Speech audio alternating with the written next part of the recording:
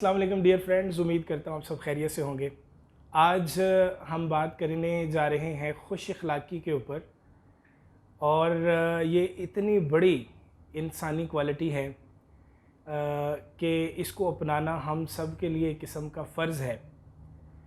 दोस्तों, कौन नहीं चाहता कि उसकी दुनिया में इज़्ज़त हो, उसका मुकाम बुलंद हो, लोग जो हैं वो उसकी तारीफ़ें करें। तो अगर ये सारी चीज़ें हम चाहते हैं तो हमें सिंपली एक काम करना है, अपने इखलाक को अच्छा कर लेना है। आज इसी के लिए मैं कोशिश करूँगा कि थोड़ी सी इसके ऊपर रोशनी डाली जाए और इंशाअल्लाह ताला हम सब मिल के कोशिश करेंगे हम इस सोसाइटी को संवारने के लिए कि हम अपने अपने इखलाक को जो है वो बेहतर कर लें। तो इसके लिए इस बात का आगाज़ जो है वो आप सल्लल्लाहु अलैहि वसल्लम की हदीस मुबारका से करूँगा कि तुम में से बेहतरीन वो है जिसके इखलाक अच्छे हैं। यानी सुपरलेटिव डिग्री लगा दी इसके लिए कि बेहतरीन इंसान वो है जिसके इखलाक अच्छे हैं। और अब इसके अंदर जब आप घुस जाएं इखलाक अच्छे होने के लिए, तो फिर ये एक समंदर है।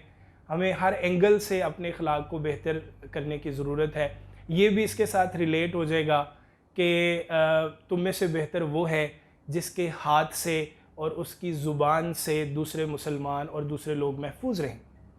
ये भी आपकी खुश अखलाक़ी में आ जाएगा। आप मुस्कुरा के किसी से गुफ्तगू करते हैं, किसी की तरफ देखते हैं, तो ये सदका बन जाता है। तो किसी को मुस्कुरा के देखना जो है वो सदका है। और एक और जगह पे आप सल्लल्लाहु अलैहि वसल्लम ने फरमाया कि आपकी तहज्जुदें जो हैं वो भी आपके काम ना आ सकेंगी, आपको जन्नत में ना ले जा सकेंगी अगर आपके इखलाक अच्छे नहीं थे।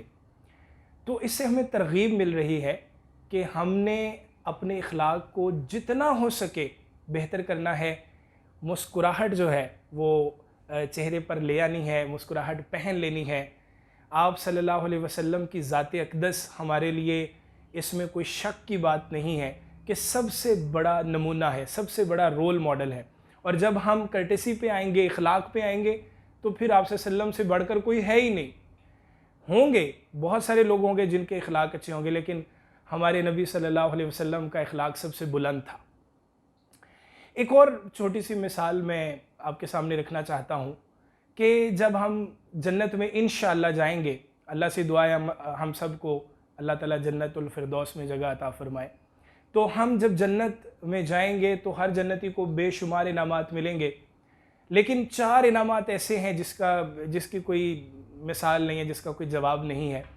तो वो जो 4 इनामात होंगे उनमें से पहला इनाम है कि हम सब के बाप हज़रत आदम अलैहिस्सलाम के कद के बराबर हर जन्नती का कद हो जाएगा, जो कि तकरीबन उलमा कराम बताते हैं कि 120 से 30 फुट के दरमियान में ये बनेगा। चूँकि सब ही उतने कद के होंगे तो हमें ये महसूस नहीं होगा कि हमारा कद जो है वो इतना ज़्यादा है। ये पहला इनाम है। दूसरा इनाम है कि हर जन्नती को अल्लाह ताला हुस्न अता करेगा और हुस्न यूसुफ अता किया जाएगा। ये वो हुस्न है कि जिसे देखकर बांदियों ने अपने हाथ काट लिए थे। तो अल्लाह ताला इनाम के तौर पे हर जन्नती को हुस्न यूसुफ अता फरमाएंगे।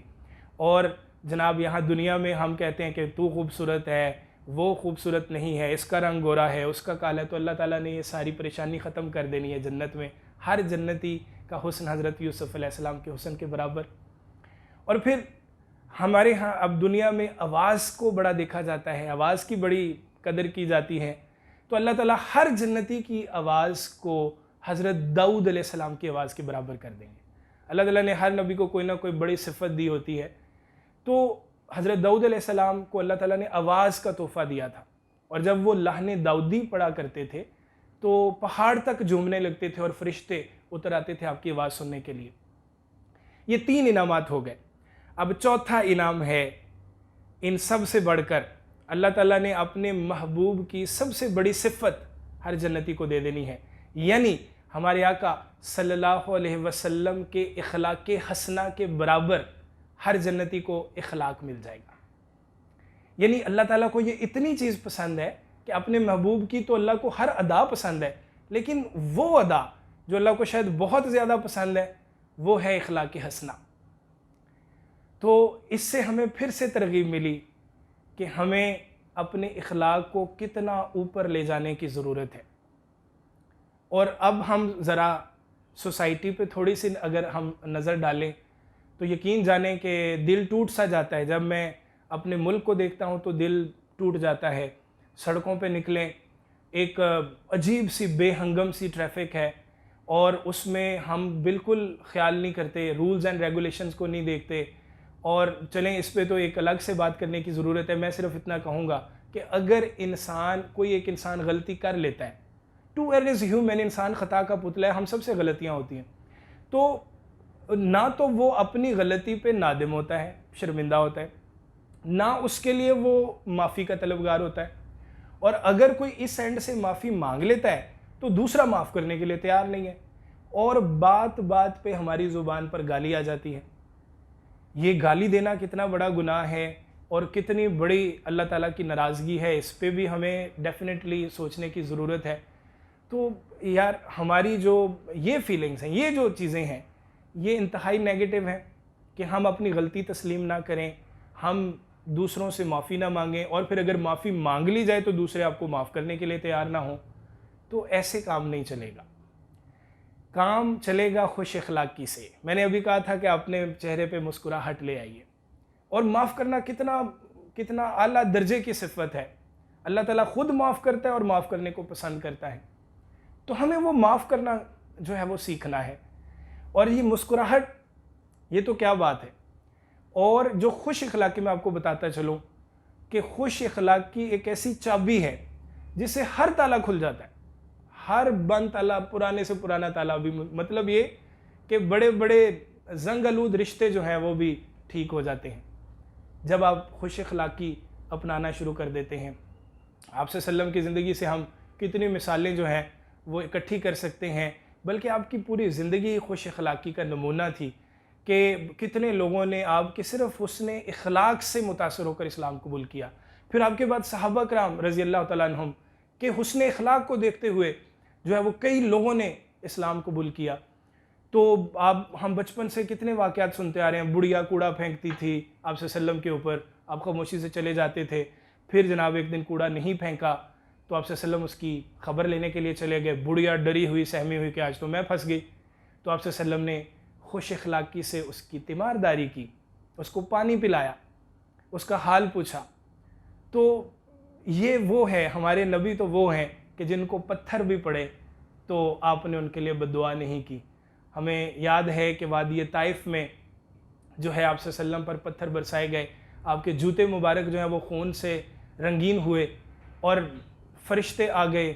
अल्लाह ताला ने कह दिया कि अगर एक दफ़ा आप कह दें तो मैं ऐसे वादी ताइफ को मिटा दूंगा कि दुनिया जानेगी नहीं कि कभी ताइफ वाले हुआ करते थे।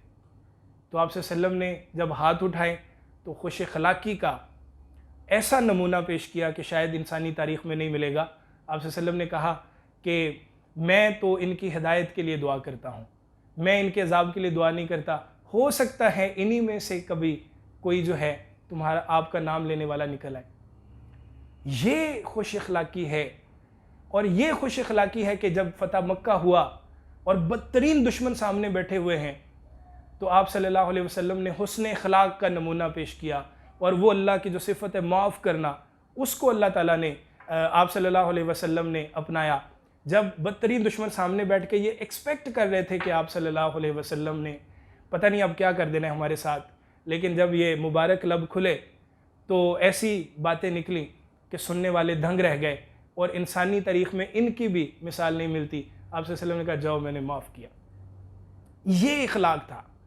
एक बुढ़िया इस डर से मक्का को छोड़ के जा रही थी कि मक्का में चूँकि बातें होना शुरू हो गई थी कि आप सल्लम की शख्सियत ही ऐसी है कि जो आपके पास जाता है आप ही का होकर रह जाता है। तो उसने कहा ऐसे ना हो कि मेरा सामना आपसे सल्लम से हो और मैं फिर अपने जो बाप दादा का दीन है वो खो बैठूँ।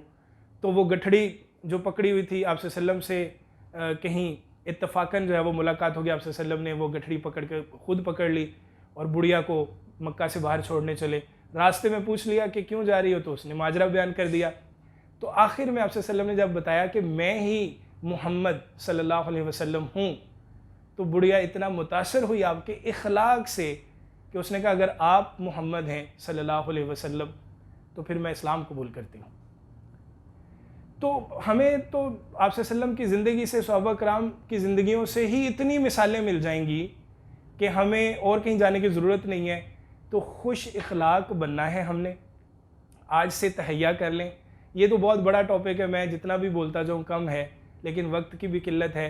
तो आज से आपने मेरे साथ मिल के खुश इखलाक बनना है, चलते फिरते दूसरों की मदद करनी है, दूसरों को माफ़ करना सीखना है। इंशाअल्लाह ताला ये जब हम करेंगे तो हमारे अंदर तब्दीली आएगी। हमारा नारा जो है, बदलो ख़ुद को फिर बदलेगा पाकिस्तान, ज़िंदा रहेगा और इसको हमने ज़िंदा रखना भी है इंशाअल्लाह ताला। तो ये जो तब्दीली है ये हमारे अंदर ख़ुद ब खुद आ जाएगी और अल्लाह ताला भी खुश होगा, अल्लाह का रसूल सल्लल्लाहु अलैहि वसल्लम भी हमसे खुश होगा। मुआशरे में इतनी खुशगवार तब्दीली आ जाएगी कि आप सोच भी नहीं सकते। तो इंशाअल्लाह एक नए टॉपिक के साथ बहुत जल्द आपके सामने हाज़िर होंगे। आप सब दोस्तों से ये गुजारिश भी है कि कमेंट सेक्शन में कमेंट भी किया करें, अपनी राय ज़रूर दें कि मुझे किन टॉपिक्स के ऊपर जो है वो बात करनी चाहिए। इंशाअल्लाह मैं पूरी कोशिश करूँगा कि मैं आपकी इस राय का जो है वो एहतराम करूँ और इंशाअल्लाह ताला जो है वो आपके मयार पर पूरा उतरूँ। बहुत जल्द दोबारा हाज़िर होंगे, तब तक अपना ख्याल रखिएगा। अल्लाह हाफ़िज़।